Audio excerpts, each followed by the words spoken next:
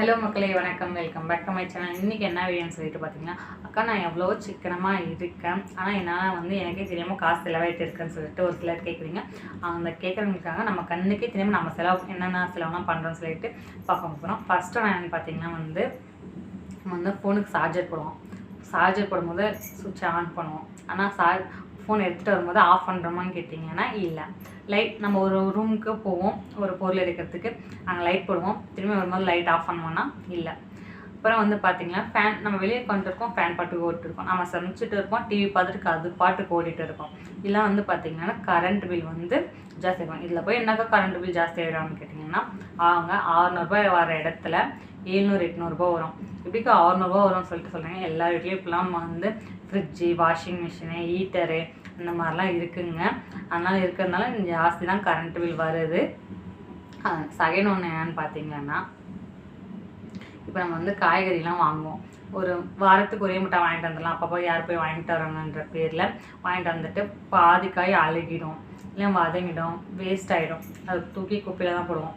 நமக்கு தேவைப்படுற அளவுக்கு வாங்கிட்டு வந்தோம்னா மிச்சத்தை இப்போ ஒரு வாரத்துக்கு 8 காய் 9 காய் வாங்கிட்டு வரோம்னா, ஒரு 5 காய் வாங்கிட்டு வரோம்னா அதை வச்சு நம்ம சமைச்சிக்கலாம். 10ஆம் போதும் தேவைப்பட்டால் வாங்கிக்கலாம், ஏன்னா அதே ஒரு வாரம் வச்சு ஓட்டிக்கலாம். அப்போ பார்த்திங்கன்னா ஒரு 100-200 மீறுங்க எனக்கு தெரிஞ்சது. அப்புறம் பார்த்திங்கன்னா நம்ம வீட்டுக்கு நம்ம சமைக்கிறோம். நமக்கு ஒரு இவ்வளோ தான் அரிசி, நம்ம 4 பேருக்கு தேவைப்படும் அரிசி நமக்கு தெரியும். நான் இன்னும் கொஞ்சம் எக்ஸ்ட்ரா இருக்கட்டுமேன்னு சொல்லிட்டு போட்டு சாப்பிட மாட்டாங்க, வேஸ்ட்டு தான் ஆகும். அப்புறம் பழைய சாப்பாடு சாப்பிட்டா சளி பிடிச்சிக்கும், அந்த மாதிரி அதெல்லாம் சொல்லிட்டு நினச்சிட்டு அதை தூக்கி குப்பையில் தான் போட்டுரும். அதுக்கு மாதம் வர அரிசி ஒரு 25 நாள் 20 நாள் தான் வரும். அதுலேயும் காசு கொஞ்சம் கொஞ்சமாக செலவாயிடும். இப்போ நம்ம எல்லோரும் ஃபோன்பே, கூகுள் பேலாம் யூஸ் பண்ணுறோம்.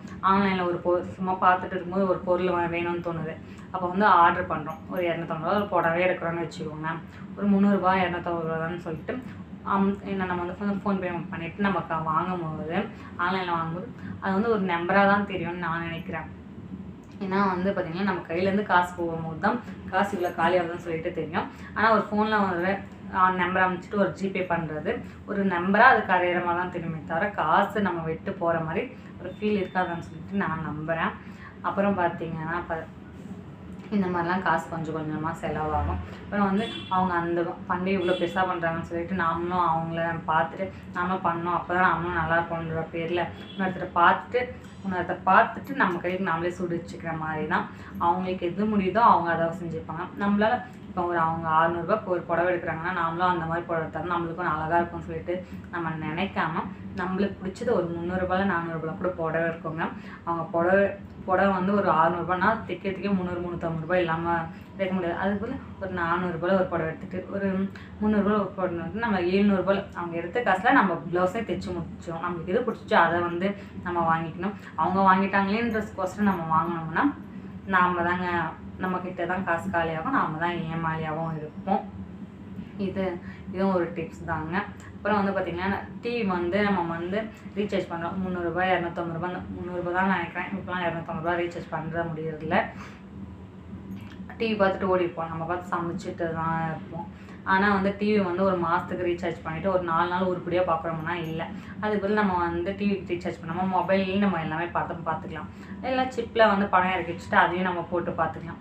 டிவிக்கு மாதம் 250 300 அந்த மாதிரி இது பண்ணுறதுனா ஒரு 200 அந்த மாதிரிலாம் நம்மக்கிட்ட காலியாக தாங்க ஆகுது.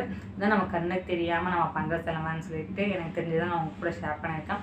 உங்களுக்கும் பிடிச்சிருந்துச்சுன்னா லைக் பண்ணுங்கள், ஷேர் பண்ணுங்கள், கமெண்ட் பண்ணுங்கள். மறக்காமல் நம்ம சேனலை சப்ஸ்கிரைப் பண்ணிக்கோங்க. பாய் பாய்ங்க.